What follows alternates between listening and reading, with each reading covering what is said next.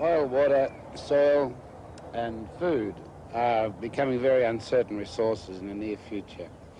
And we can build them all into human settlements if we want to. Or we can build settlements which take no account of any of these human needs.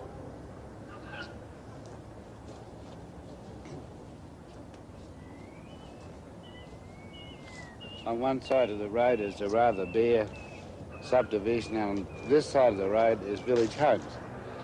Village Homes was the first and is probably still the best developed attempt at an ecological village, and it's in the city of Davis in the United States. It's really extremely simple but extremely sophisticated at once.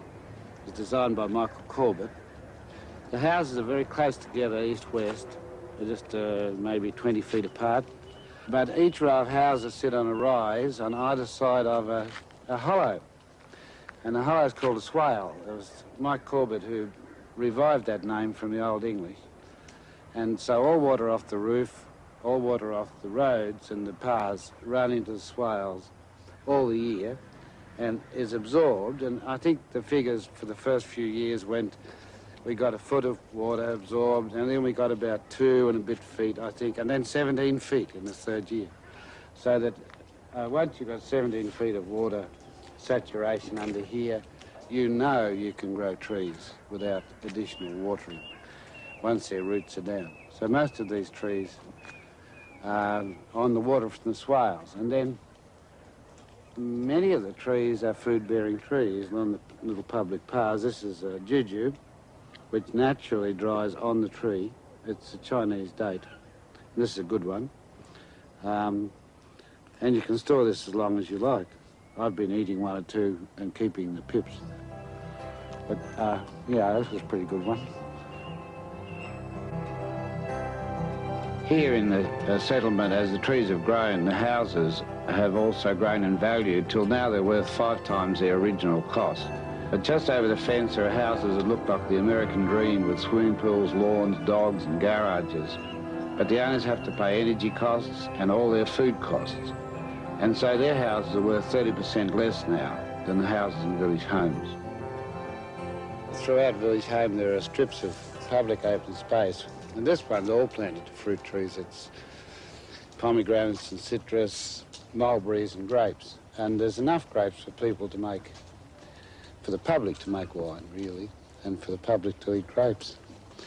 So this is a high density, you've got to remind yourself all the time here that we're in a high density settlement. And the food is just, really, it's a hand's reach away. So, you know, all the costs of transport are gone, all the cost of wastage is gone. People here can make their own wines, they make their own tacos from the corn, and some people here grow more and sell it. So some people here can make their living from growing or preserving food.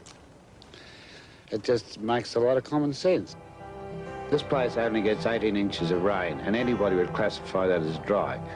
But this town is cool, lush and green.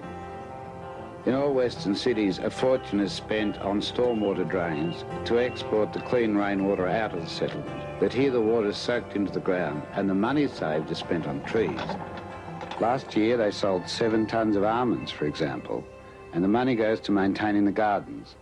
When I was working in South Melbourne, the city engineer said to me, we were always taught never to plant useful trees in public open space. And he said, and now I wonder why we were taught that. And of course, when you see public open space full of useful trees, we must all wonder why we don't do it, because every city in the world can provide its own food at a very low cost.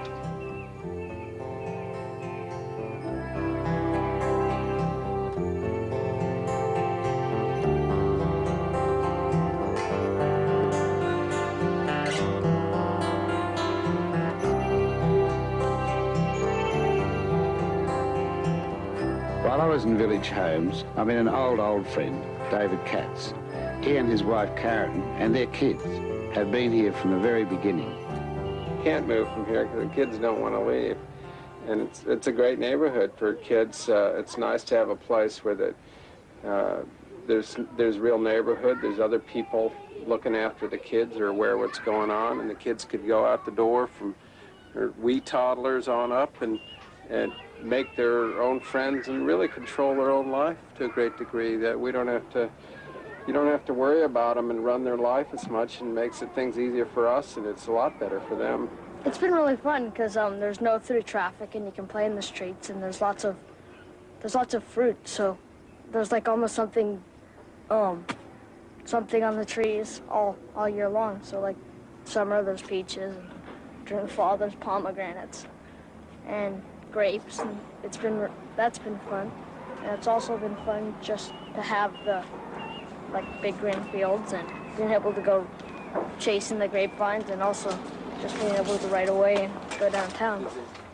They know the whole place so much better than we do. They know everyone's what everyone's backyard is like, where their gates are, how the windows work, and where the secret spots are. They play tag for hours, even the big ones do. And no one can find them there.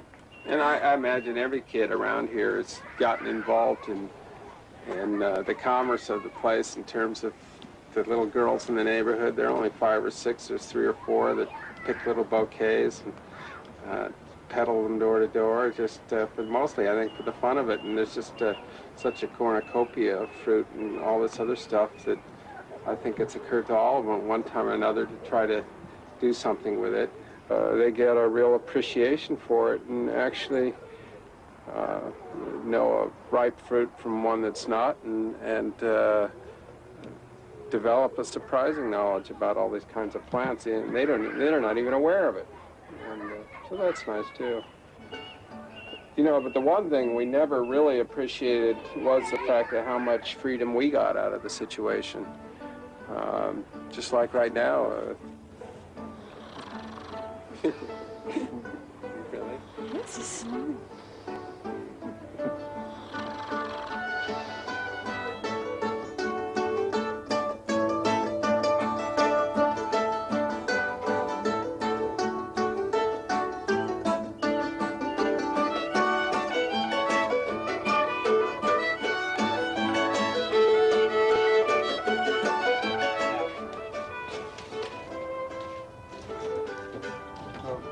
That's an extremely beautiful house. It's cool. There's not much noise gets in there, and I have permission to go walk on the roof, which is great.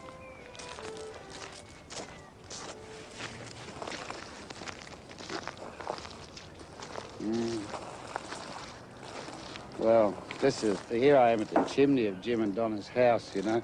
This is the sort of roof I really like. It's always pretty, but it never needs painting. It's always different colours with the flowers and the foliage. And it's, Donna's down there, but she can't really hear me up here, so it's pretty soundproof. And I remember this when it was a short herb garden. Now it's looking like a forest, 7 years later.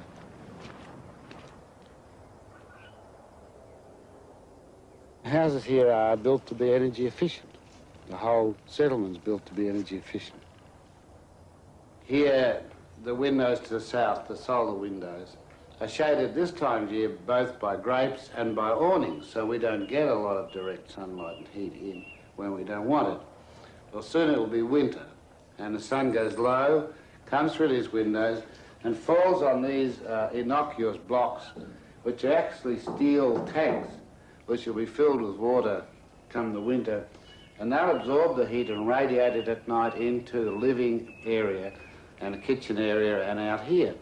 So everything's quite passive. In this sort of environment, it's typical for the envelope of the house to merge into the garden almost without any abrupt gradation. So you're sort of inside, partly outside, and, you know, most of the things around us out here are food anyhow.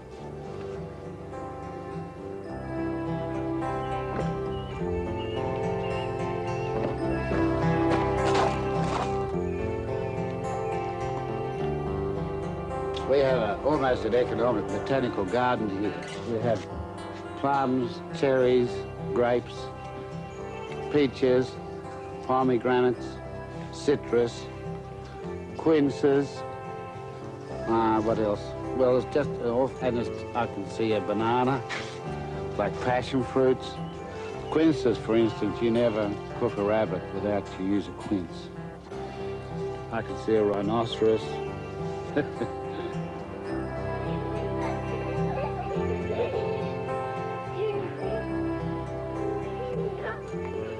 The village home's a bit of a trap for me. I think I've been here every year since it was built, and I wasted thousands of films on it because it's just the best thing since sliced bread. It's the nicest place, I think, in the world for human settlements.